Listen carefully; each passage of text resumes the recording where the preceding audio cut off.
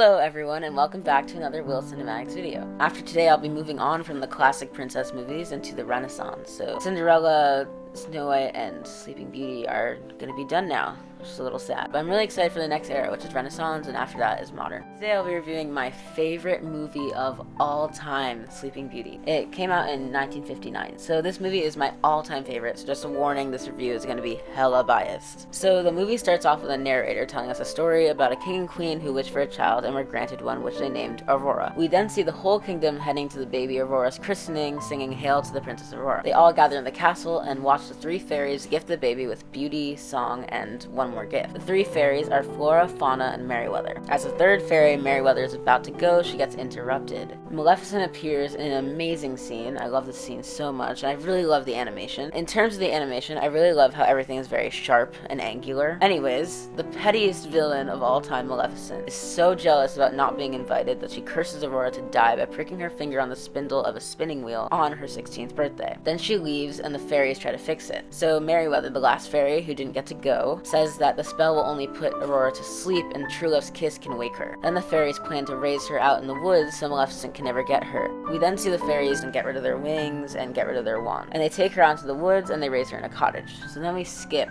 to when Briar Rose is 16. They changed her name to Briar Rose as not to arouse suspicion from Maleficent, because Maleficent is looking for Aurora on her birthday. The fairies want to plan a surprise for her, so they send her out to pick berries so they can have fun and make a fun surprise. While she's gone, they use magic to make a dress and a cape. Meanwhile, Aurora is singing out in the woods. While there, Prince Philip meets her and they sing the ever so classic Once Upon a Dream. They fall madly in love and Aurora returns home. I have to say the prince approaching her, that is a little creepy, but not as bad as you know who. The fairies get into a fight over dress color. Personally, I prefer the blue dress, but that's just me. And they shoot magic out the chimney, giving Maleficent a sign that they're out there. She finds them. This is one of the dumbest scenes. They just had to wait one more day, but they didn't, and they effed everything up. Basically, Aurora turns in love, and they reveal to her that she is a princess and is already wed to Philip. Then this all gets interrupted with a short song called Scumps, where the kings sing about their children being wed. She gets sad and they head back to the castle for the first time in 16 years. Then the fairies leave her alone, which is the only thing they shouldn't do, and she gets tricked and pricks her finger. These fairies need to be cancelled. They're so bad at their one job. The fairies finally do something useful and put everyone to sleep. Then they find out Philip is the prince Aurora was referring to, and that he's head to the cottage looking for Briar Rose. He gets captured by Maleficent, and here we see her true colors. Not that we didn't know she was evil before, but we see why she is so fine with true love breaking her curse. She doesn't believe in it. She has no hope, no trust in true love. She thinks it's just a fairy tale. They further explore this idea in the 2014 Maleficent movie, but that's for another day, and I totally suggest watching it if you haven't. The fairies arrive at Maleficent's castle, and then they save Philip, and then they kill Maleficent's one little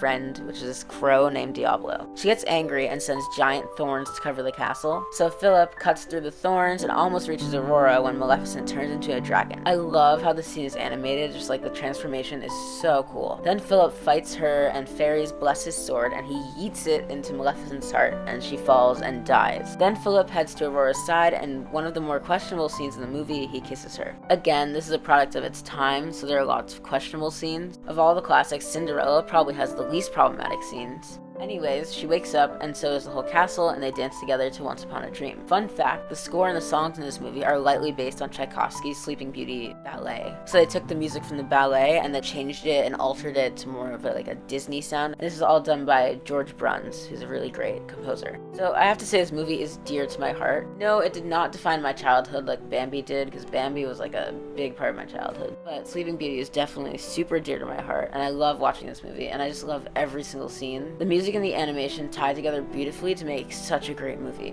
And in the last video, I criticized Cinderella for falling in love with a prince in one song, but for Sleeping Beauty, I feel as though the scenario is different. I feel the reason they didn't play more of a role in the movie, I feel the reason the prince didn't play more of a role in the movie and they didn't show them together too often is due to budget. The same thing happened in Snow White. They had a lot of budgeting issues because these movies, especially to animate them, was very, very expensive, and it takes And it used to take them like decades to get a movie done, and like millions of dollars, which was a lot at the time. The budget caused a lot of cuts in the movie, and usually the cuts happened in the parts without the main character. Anyways, that's my review, and here's my rating. So for main character, I said 7 out of 10. I really love Aurora as a character. She's really nice and like bright and cheerful all the time. My one criticism, as I was saying earlier, is just like the little amount of time she has to speak makes me take some points off. And for supporting characters, I said 6.5 out of 10 because of the fairies, because they just like messed everything up, and it's kind of like their fault that they're in this situation. And then for love interest, I said 9 out of 10 because Philip, out of all the princes in the classics, is definitely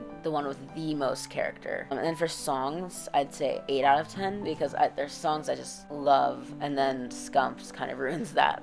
Scumps is like a drunk song basically, and I just don't like it that much. And then for ending, I said 9 out of 10 because I really love the ending where they're like dancing in the clouds. And for villains, I said 10 out of 10 because Maleficent is a great villain and super scary, and I love the dragon transformation. It really ties everything together. And for animation, I said 8 out of 10 because I really love the shapes, as I was saying earlier, the like angular shape. And then for score, I said 9 out of 10 because I just really love listening to the score. And my overall score is 9 out of 10 for this movie. This is one of my faves, so please check it out if you haven't yet. And if you're less interested in Aurora story and want something a little darker, go watch Maleficent, because Maleficent has the first movie and there's also a sequel, Maleficent, Mistress of Evil. So please go check out both of those because they're also good, I'd say. I'll review them a little later. And I want to thank you guys for watching, and please remember to like and subscribe.